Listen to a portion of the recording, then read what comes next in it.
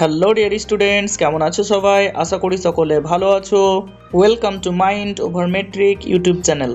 আমার স্নেহের ছাত্রছাত্রীরা, আজকের ক্লাসে আমি মূলত আলোচনা করব টেলস অফ চাইল্ডহুড গল্পের পার্ট 2।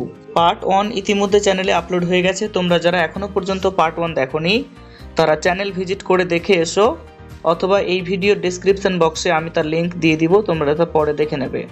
এই গল্পে লেখক রোয়াল্ড ডাল তার ব্যক্তিগত জীবন সম্পর্কে ব্যক্ত করেছেন, তার নিজস্ব জীবন এই গল্পে তিনি ফুটিয়ে তুলেছেন।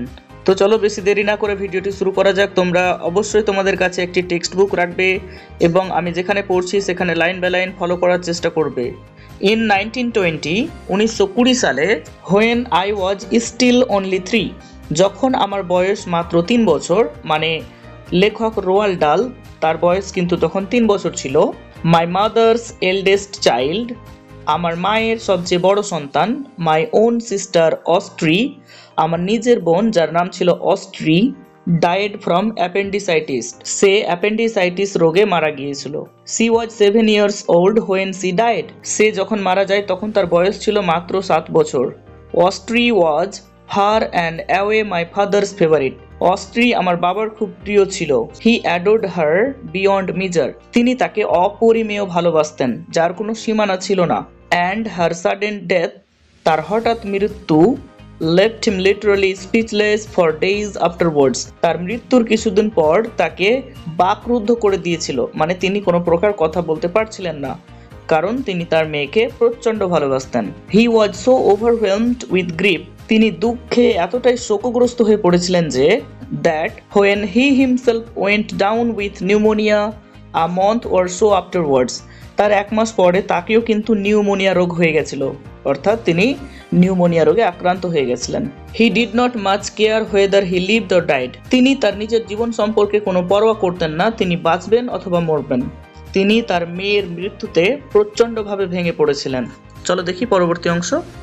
If they had penicillin in those days, যদি সেই সমস্ত দিনগুলিতে পেনিসিলিন থাকতো, পেনিসিলিন এক ধরনের antibiotic, neither appendicitis nor pneumonia would have been so much of a threat, তাহলে অ্যাপেন্ডিসাইটিস বা নিউমোনিয়া কোনো রকমভাবেই বিপজ্জনক রোগ বলে মনে হতো না।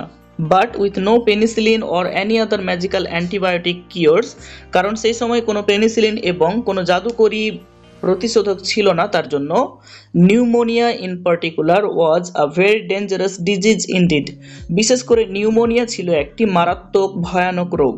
The patient had to fight to survive, রোগীকে মৃত্যুর সঙ্গে পাঞ্জা লড়তে হতো তার জীবনকে রক্ষা করার জন্য বা বেঁচে থাকার জন্য। My father refused to fight, বেঁচে থাকতে বা লড়াই করতে প্রত্যাখ্যান করেছিলেন, অর্থাৎ তিনি আর বেঁচে থাকতে চাননি। হি ওয়াজ থিঙ্কিং, তিনি হয়তো ভাবছিলেন, আই এম কোয়াইট শিওর, আমি নিশ্চিত যে, অফ হিজ বিলাভেড ডটার, তিনি তার প্রিয় মেয়ের জন্য, and he was wanting to join her in heaven, এবং তিনি মৃত্যুবরণের পর স্বর্গে তার সঙ্গে সাক্ষাৎ করতে চেয়েছিলেন। এক কথায় তিনি চেয়েছিলেন যে সেও যাতে মারা যায়। সো হি ডাইড, তারপর তিনি মারা গেলেন। হি ওয়াজ 57 ইয়ার্স ওল্ড, তার বয়স ছিল মাত্র 57 বছর যখন তিনি মারা যান।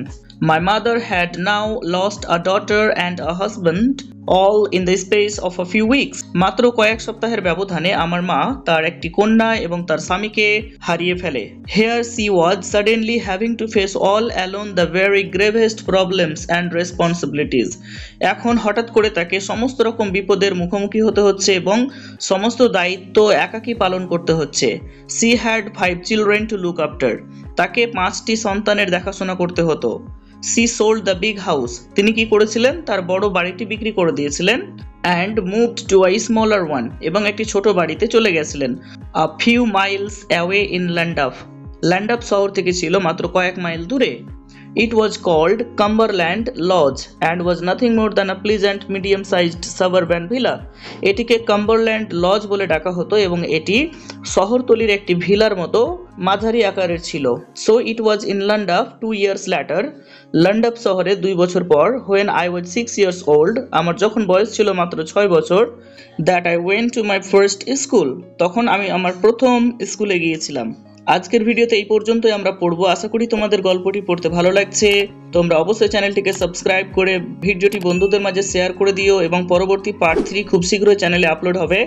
সকলকে ধন্যবাদ তোমাদের মূল্যবান সময় দেওয়ার জন্য। ভালো থেকো, সুস্থ থেকো, পরিশ্রমের মাধ্যমে ভাগ্য বদলে দাও। Have a nice day. Thank you.